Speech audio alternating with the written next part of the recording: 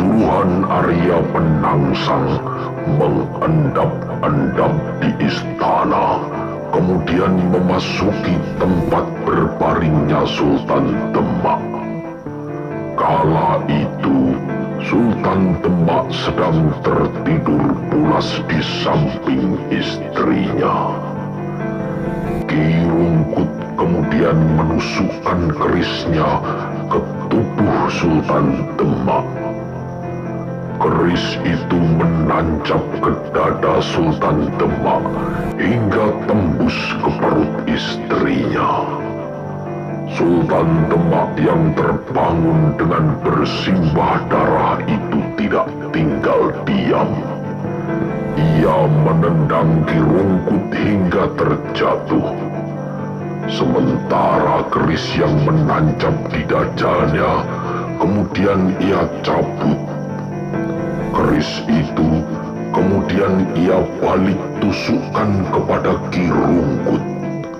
Seketika itu juga Ki Rungkut tewas.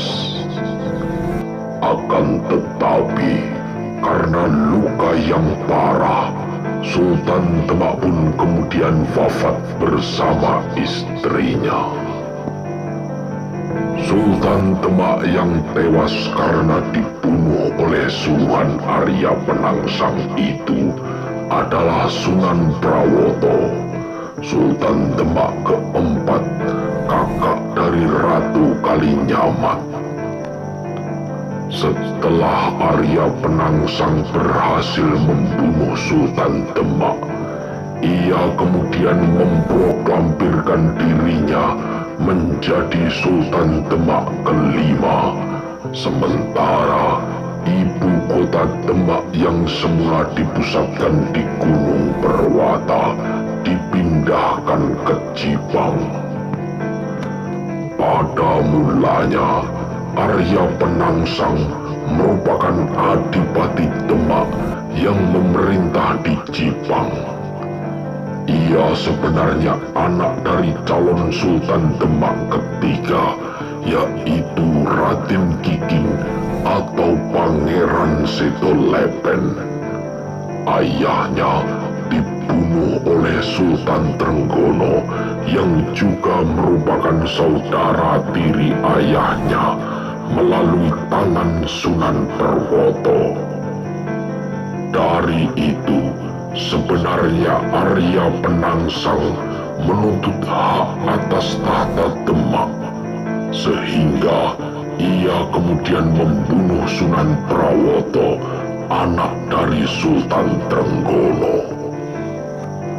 Selepas terbunuhnya Sunan Prawoto dan memproklamirkan Arya Penangsang sebagai Sultan Demak yang baru, para adipati bawahan Demak melakukan protes kepada Arya Penangsang, termasuk di dalamnya Adipati Jepara yang kala itu diperintah oleh Adipati dan Ratu Kalinyamat.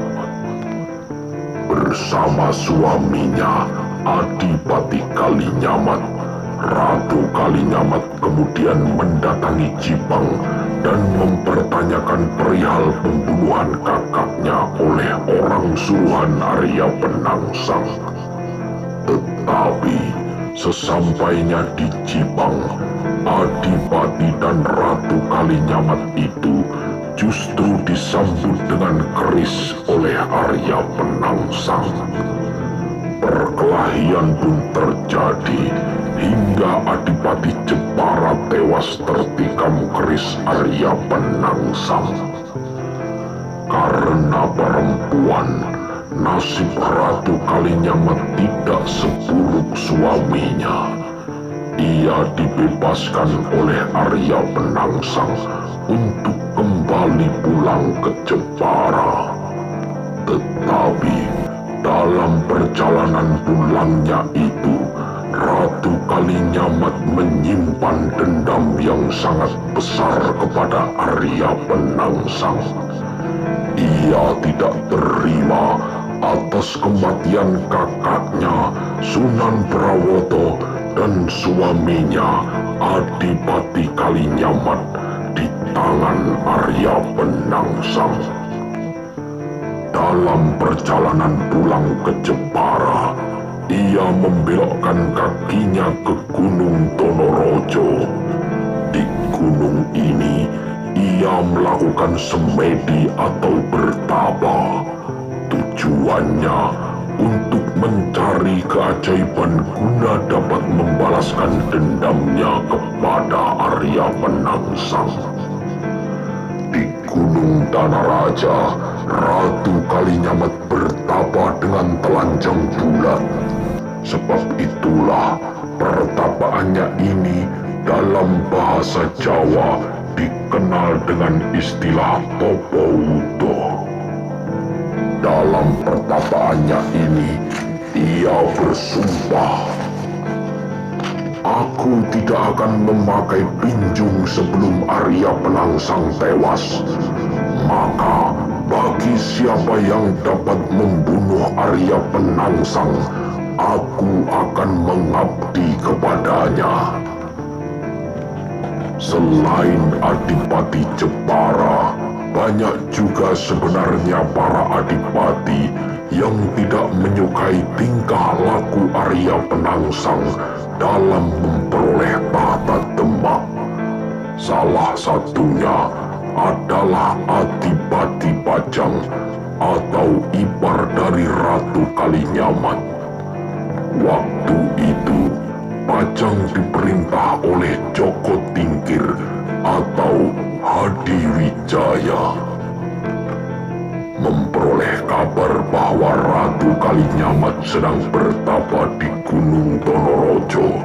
Jaka Tingkir kemudian mendatangi Ratu Kalinyamat. Di sana, ia diperintahkan oleh Ratu Kalinyamat untuk membunuh Arya Penangsang. Dengan iming-iming, ia akan diakui sebagai penguasa yang mewarisi wilayah kerajaan Demak. Kayung rupanya bersambut. Jaka Tingkir kemudian memproklamirkan pembangkangan pada Demak Jipang. Ia pun mengumumkan sayembara bahwa barang siapa yang dapat membunuh Arya Penangsang, maka ia akan dianugerahi tanah Pati dan Mataram.